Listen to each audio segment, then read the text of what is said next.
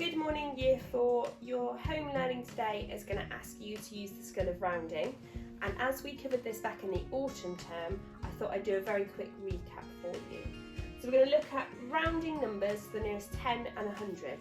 So if I am rounding to the nearest 10, I expect to see a number in the tens column and a 0 in the ones. If I'm rounding to the nearest 100, I expect to see a digit in the hundreds column, 0 in the tens, 0 in the ones. So let's start with rounding to 10. Let's take the number 64. The first thing I need to do is to decide what is the 10 before 64 and what is the 10 after 64.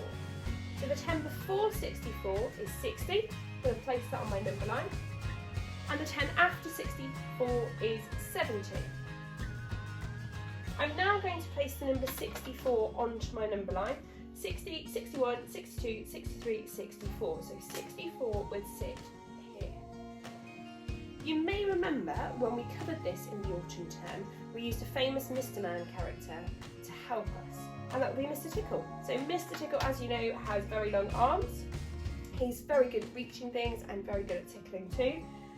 In terms of using him for rounding, we popped him on our number line by the number that we were rounding. So here's 64, I'm going to pop Mr. Tickle right here. Now, even with those very long arms, Mr. Tickle is still going to reach for whichever number is closest. So in this case, he can reach 4 jumps, 1, 2, 3, 4, back to 60, or he can reach 1, 2, 3, 4, 5, 6 jumps to 70. So he's going to be reaching down to 60 and give that a tickle. We also used a rhyme in class. If it ends in a 1, 2, 3 or 4, it goes down to the 10 before. A 5, 6, 7, 8 or 9, it goes to the next 10 on the number line. So the number 64 rounds to 60. Let's have a go at another one. Let's try the number 38. Again, I'm going to first of all think, what is the 10 before 38? That's 30, and the 10 after 38 is 40. Where does the number 38 sit on my number line? The number 38 sits here. So I can see that it is much closer for Mr. Tickle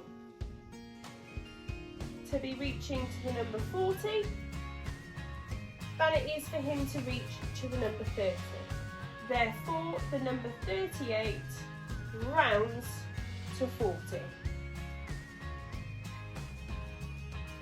We'll try one last one. Let's go for the number 25. The 10 before 25 is 20, the 10 after 25 is 30, and the number 25 itself sits right in the middle. Now this time Mr. Tickle's got a choice. He can reach, it's the same amount of effort to reach down to 20 or up to 30. So in this case, when a number ends in a 5, we round it up. He's going to choose to go towards the bigger number. Mr. Tickle wouldn't be complete without his hat. There we go. He's going to choose to reach to 30. So if he's got a choice between reaching up or down, the same amount of effort, he's going to always choose up. Numbers ending in 5, 6, 7, 8 or 9 round up to the next 10 on the number line. 25 rounds to 30. And that is rounding to the nearest 10. Give me a moment to reset the board and we'll do a very quick recap on rounding to the nearest 100. Okay, rounding to the nearest 100. So as we mentioned earlier, we're going to want a digit in our hundreds column and 0 and 0 in our tens and ones column. So let's take the number 320. I am looking here first of all at the hundreds. What is the 100 before 320? That is going to be 300. And the 100 after 320 is going to be 400. So I now need to think, where does the number 320 sit on my number line? Each interval on my number line is now worth 10. So 300, 310, 320. I can check my scale if I'm unsure. 330, 340, 350, 360, 370, 380, 390, 400. Excellent, my scale is correct. So again, using exactly the same principles, with Mr. Tickle, counting jumps, or with arrows, that's completely up to you. I can see that 320 is quite clearly much closer to 300 than it is to 400.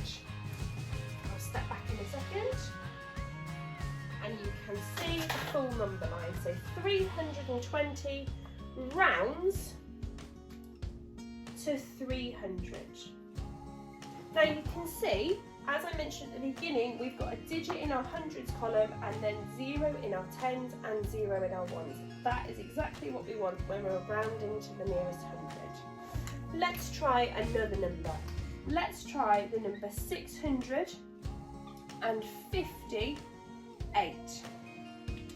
So, following exactly the same sequence of steps we just followed, I need to think, what is the 100 before 658? So I know that 100 before 658 is 600. The 100 after 658 is 700.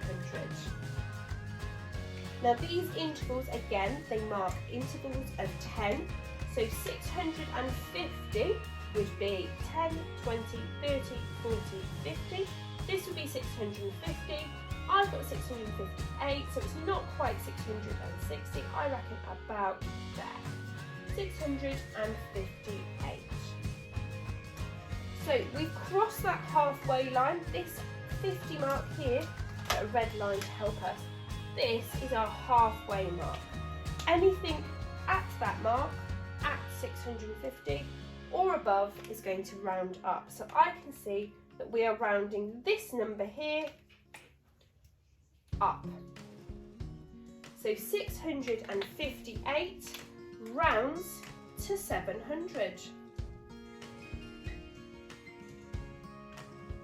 I'll give you one more to have a go at, and then you're ready to get on with your home learning.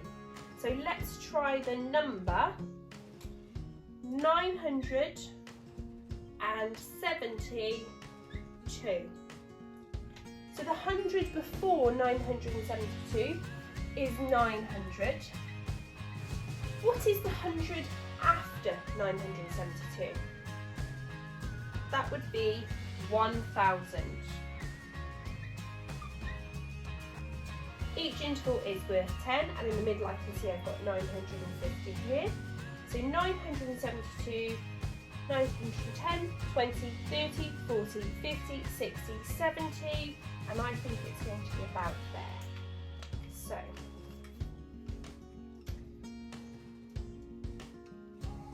So 900, 910, 20, 30, 40, 50, 60, 70, and I think my number is going to just be after, so that is 972.